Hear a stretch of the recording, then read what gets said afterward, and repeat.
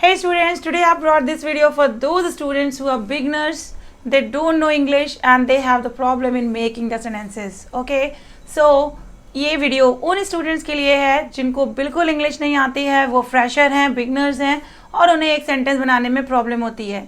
अक्सर कुछ स्टूडेंट ने मुझसे क्वेश्चन किया है कि मैम ये सब्जेक्ट क्या होता है, हेल्पिंग वर्ब क्या होती है, ऑब्जेक्ट क्या होता है, मैम ये वर्ब्स की फॉर्म्स क्या होती हैं।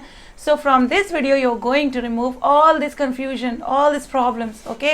But सबसे पहले अगर आपने चैनल सब्सक्राइब नहीं किया है तो what are you waiting for? Subscribe the channel and video अच्छी लगे तो लाइक ज़रूर कर दीजिएगा।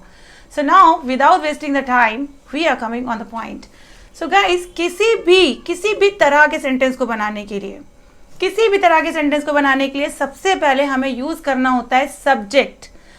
आई am talking about the active voice. पहले मैं क्लियर कर दे रही हूँ, there are two types of sentences mean active voice and passive voice. Here we are talking about the active voice sentences. Okay, so for making any kinds of sentences first we have to use subject. Okay, and subject के बाद हमेशा use होती है helping verb और modal verbs या फिर जो आपका टेंस है उसके अकॉर्डिंग।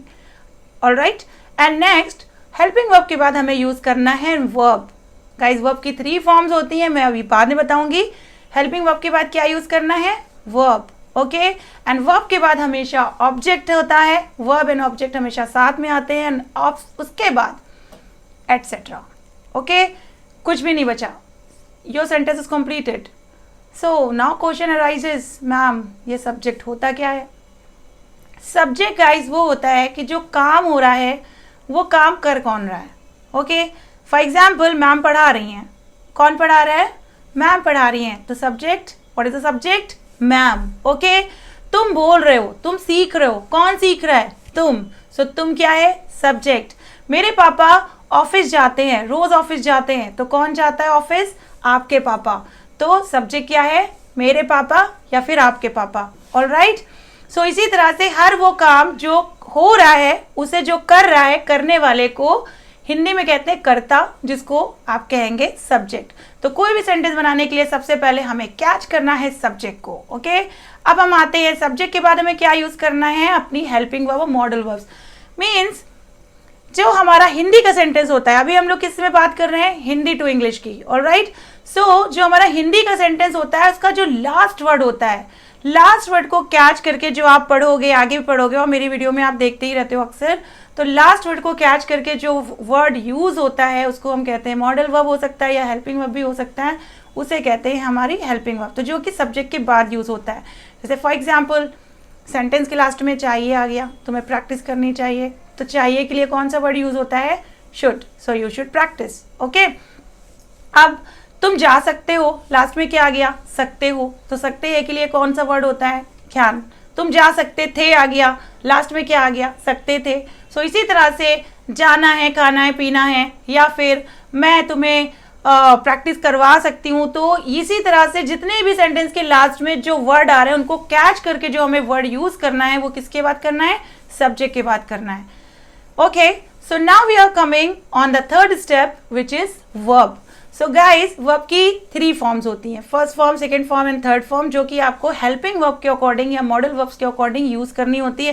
ज़्यादातर मॉडल वर्ब्स के साथ तो आपकी फर्स्ट फॉर्म ही होती है, like can, could and has, have, had to, have to, इन सब के साथ वर्ब की फर्स्ट फॉर्म का ही यूज़ करते हैं। और बाकी जब आप टेंसेज पढ़ोगे तो टेंसेज में आपको फर्स्ट फॉर्म, सेकेंड फॉर्म या थर्ड फॉर्म की डिटेल्स दी जाएगी, आप उससे देखिएगा, आगे सीखिएगा।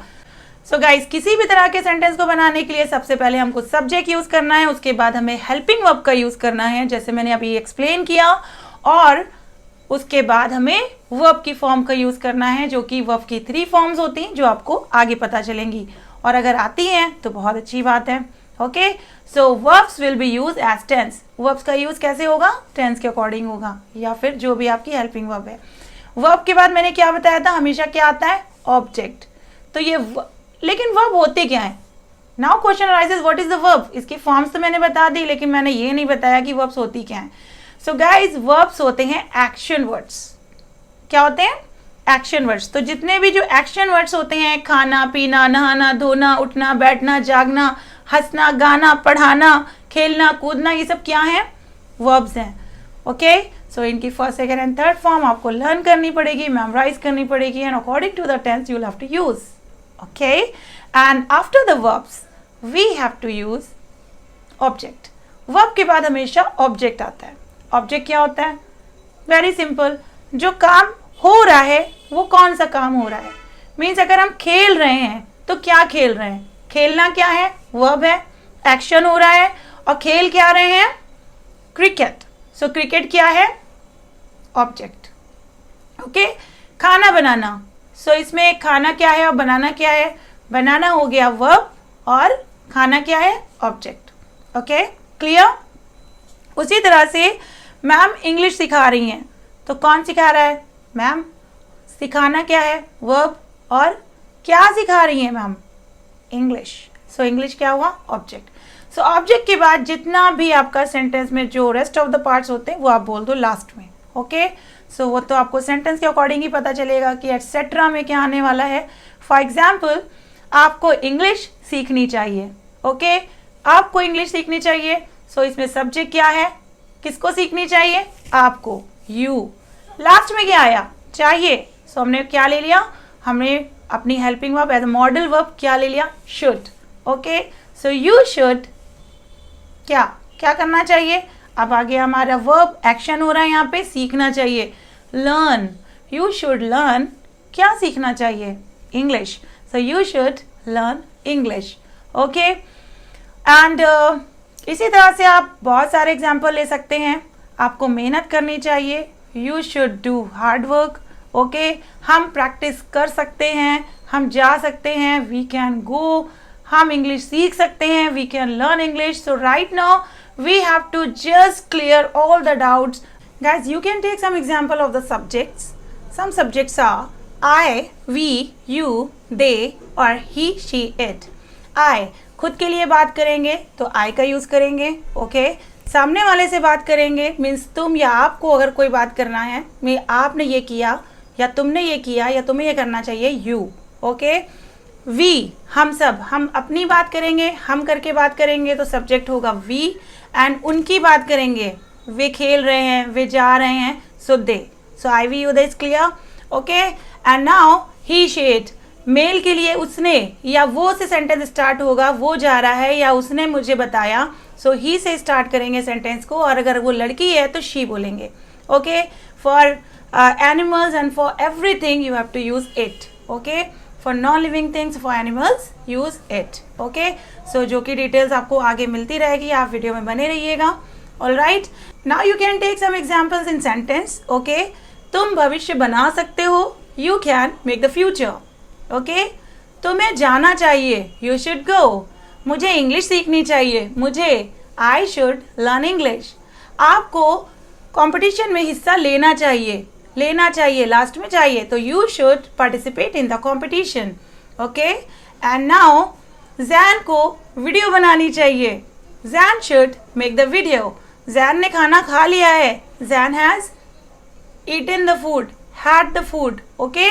सो इस तरह से आपको सेंटेंसेस बनाने हैं. अभी भी इतनी जल्दी समझ में नहीं आएगा आपको, वो आपको कंटिन्यू रखना है, वीडियो देखते रहना है.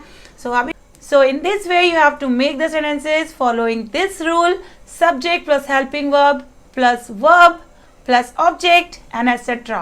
Alright, so if you have still the confusion, so you can ask in the comment box. Alright, so now it's your turn. I'm taking a test. Zan video बना रहा है. अब आप बताइए इस सेंटेंस में सब्जेक्ट क्या है, सब्जेक्ट कौन है और इसमें एक्शन क्या हो रहा है, वर्ब क्या है. Okay. So this is your test. Subject क्या है, वर्ब क्या है, ऑब्जेक्ट क्या है. जैन वीडियो बना रहा है. So now you have to tell what is the subject, what is the verb and what is the object in this sentence. Can you tell? So if yes, so just give the answer in comment section. और हाँ, अगर अभी तक आपने channel को subscribe नहीं किया है तो कर लीजिए भाई, आगे भी आपको बहुत कुछ सीखने को मिलने वाला है. Alright, so take care, bye bye.